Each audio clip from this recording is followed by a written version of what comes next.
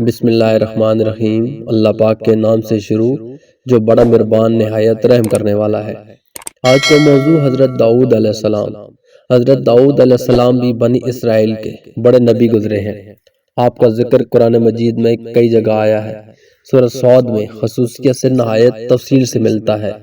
یہ سورت پارہ 23 میں ہے۔ آپ پر آسمانی کتاب زبور نازل ہوئی تھی۔ حضرت موسیٰ علیہ السلام کے انتقال کے کافی عرصہ کے بعد بنی اسرائیل کے سرداروں نے اس وقت کے نبی سے کہا کہ ہم کو ایک بادشاہ کی ضرورت ہے جس کی سرداری میں ہم اللہ کے دشمنوں سے جنگ کریں۔ اللہ کے نبی ان کی حالت دیکھ کر خوب جانتے۔ پہلے انہوں نے انکار کر دیا کہ یہ لوگ بزدل ہیں، جنگ وغیرہ کچھ نہیں کریں گے، مگر جب قوم اور سرداروں کا اصرار بڑھا اور وہ نہیں مانے تو اللہ کے نبی نے کہا اللہ تعالیٰ نے تمہارے لیے طالوت کو بادشاہ مقرر کیا ہے۔ طالوت ایک غریب آدمی تھا۔ سردار امیر لوگ طالوت کا نام سنتے ہی ناراض ہو گئے کہ سرداری اور بادشاہیت ہمارا حق تھا، یہ غریب آدمی کو کیسے مل گیا۔ حضرت طالوت بڑے عالم، عابد، جنگ کے ماہر، بہادر اور طاقتور آدمی تھے، اس لیے اللہ تعالیٰ نے ان کو بادشاہ مقرر کیا تھا، کیونکہ اللہ کے نزدیک تو امیر غریب سب برابر ہیں۔ اللہ کے نزدیک تو وہی اچھا ہے جو نیک ہو۔ لوگوں کی تسلی کے لیے اس وقت کے نبی نے یہ بھی فرمایا تھا کہ حضرت طالوت کو بادشاہ بنانے کی ایک نشانی یہ بھی ہے کہ 3 صندوقوں میں حضرت موسیٰ علیہ السلام اور حضرت ہارون علیہ السلام کی یادگار ہے، اسے فرشتے اٹھا کر تمہارے پاس لے آئیں گے۔ چنانچہ فرشتے وہ صندوق ان کی قوم کے پاس لے آئے۔ آخر انہوں نے حضرت طالوت کو اپنا بادشاہ مان لیا۔ آخر حضرت طالوت اپنی فوج لے کر روانہ ہونے لگے تو انہوں نے اپنی قوم کی ایک آزمائش کی۔ اگر کوئی مصیبت آئی تو یہ اس کا مقابلہ کریں گے یا بھاگ جائیں گے۔ انہوں نے کہا آگے چل کر پانی کی ایک نہر آئے گی، جس نے اس نہر کا پانی پی لیا اس کا مجھ سے کوئی تعلق نہ ہوگا، میرا آدمی وہ ہے جو اس سے نہ پیے، بس ایک چلو پینے کی اجازت ہے۔ جب نہر پر پہنچے تو چند لوگوں کے سوا سب نے خوب سیر ہو کر پانی پیا۔ جب نہر کے پار اتر گئے تو کہنے لگے کہ ہم اپنے دشمن جالوت سے لڑنے کی ہمت نہیں رکھتے، مگر ان میں جو لوگ ایماندار تھے اور جنہوں نے ایک گھونٹ پانی پیا تھا وہ پکار اٹھے کہ اکثر ایسا ہوتا ہے کہ اللہ کے حکم سے تھوڑی سی جماعت ایک بڑی جماعت پر غالب آ جاتی ہے۔ اللہ ہمیشہ صبر کرنے والوں کا ساتھ دیتا ہے۔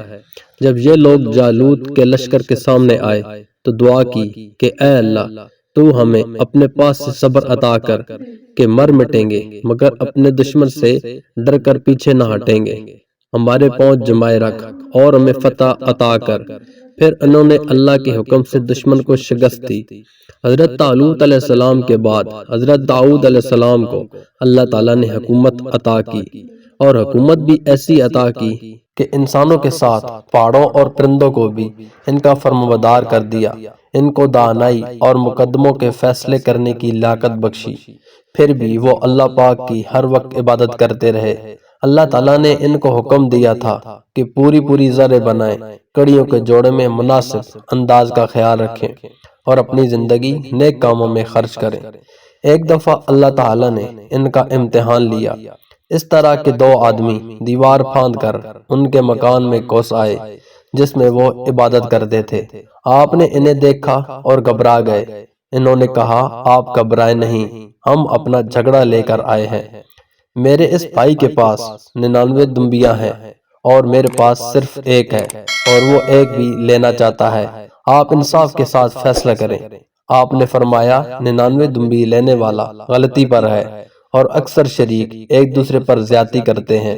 البتہ جو لوگ ایمان رکھتے ہیں اور نیک کام کرتے ہیں وہ اس طرح سے بچ جاتے ہیں، مگر ایسے شریک بہت کم ہوتے ہیں۔ جب یہ لوگ چلے گئے تو آپ کو خیال گزرا کہ اللہ نے میرا امتحان لیا ہے۔ انہوں نے توبہ کی اور سجدے میں گر گئے اور اللہ کی طرف توجہ کی، اور اللہ نے فرمایا اے داؤد ہم نے تمہیں اس زمین کا خلیفہ بنایا ہے، لوگوں میں انصاف کرنا اور اپنی خواہشات پر نہ چلنا، ورنہ اللہ کی راہ سے بھٹک جاؤ گے۔ حضرت داؤد علیہ السلام کے قصہ سے ہم کو سبق ملتا ہے۔ نمبر 1، مسلمانوں کے بادشاہ کے لیے امیر ہونا ضروری نہیں، بلکہ اس کو عالم، طاقتور، بہادر اور لڑائی کے طریقے معلوم ہونے چاہیے۔ جیسے حضرت طالوت گو غریب آدمی تھے مگر یہ سب خوبیاں ان میں موجود تھیں۔ اللہ تعالیٰ نے ان کو بادشاہ بنایا۔ نمبر 2، دشمن سے لڑائی جیتنے کے لیے یہ ضروری نہیں تعداد زیادہ ہو، مگر یہ ضروری ہے اللہ پر کامل یقین ہو کہ وہ ہماری مدد کریں گے۔ موت سے نہ ڈریں اور اپنے امیر کی اطاعت کریں۔ ہمارے پاس کتنی ہی دولت آ جائے، یہاں تک کہ چرند، پرند، لوا سب ہمارے تابع ہو جائیں، مگر ہمیں اللہ کو نہیں بھولنا چاہیے، خواہشات پر نہیں چلنا چاہیے، سب کے ساتھ انصاف کرنا چاہیے۔ مزید اس طرح کی معلوماتی اور اسلامی ویڈیو کے لیے ہمارے چینل کو سبسکرائب کریں، لائک کریں اور شیئر کریں تاکہ آنے والی ہر ویڈیو آپ تک بآسانی پہنچ سکے۔ شکریہ، ملتے ہیں اگلی ویڈیو میں، تب تک کے لیے اللہ حافظ، اللہ نگہبان۔